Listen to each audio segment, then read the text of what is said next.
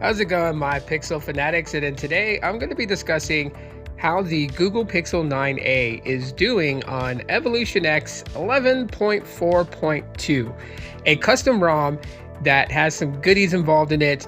I'm going to tell you guys the good, the bad, the ugly. But before we get on to all of that, if y'all could do me a solid, hit the like button because that helps out on this channel. As well as if you guys love the topic of the Google Pixels, that's probably the reason why you guys should subscribe. But getting into all of it, Evolution X is a custom ROM, and what that just generally means, it's Android, but a custom version built by a at-home developer, somebody that does not work in direct with Google, just a plain person like you and I. And they have a vision of how Android should be, and they have willed that into reality. And so that's what a custom ROM is. So when you flash these things on your Pixel device, it changes the characteristics to some degree, depending upon the amount of customizations that the developer inputs into the ROM itself.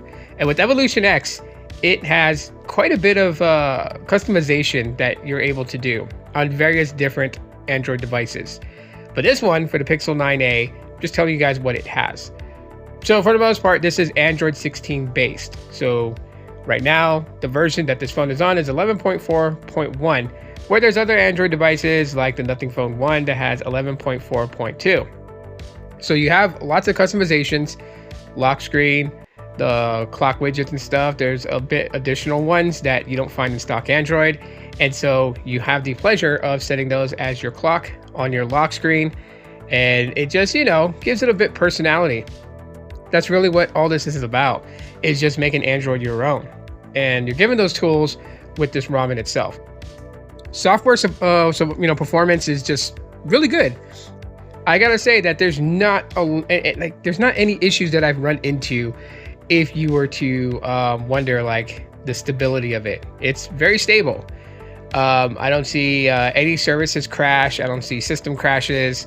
There's not any weird workarounds you got to do to get certain things to function properly. It's just working just fine, beautifully. Very good on the developers at Evolution X for creating this ROM, because it is a very, very smooth one, which, is always a good thing, right? Because if you want to run a custom ROM, you definitely want everything to perform as if you were running it on stock Android. So kudos to them. Audio works on this. There's no workaround you got to do to make the audios work. They just work as if you had stock Android, and they're nice and loud. So listening to media and stuff like that, you're not going to have any issues or problems with it. Display animations are smooth and fine, and it does support, the higher refresh rates. So you don't sacrifice that with this custom ROM. You can get your 120 Hertz on if that's important to you. Phone calls are great. The network connections for data, for making phone calls, for sending messages, those are just fine. No problems right there. You do sacrifice RCS messaging, and that's a given because Google continuously updates the play integrity, which having a custom ROM, you won't be able to pass play integrity unless you're rooted and you use different modules en route in order to pass the play integrity.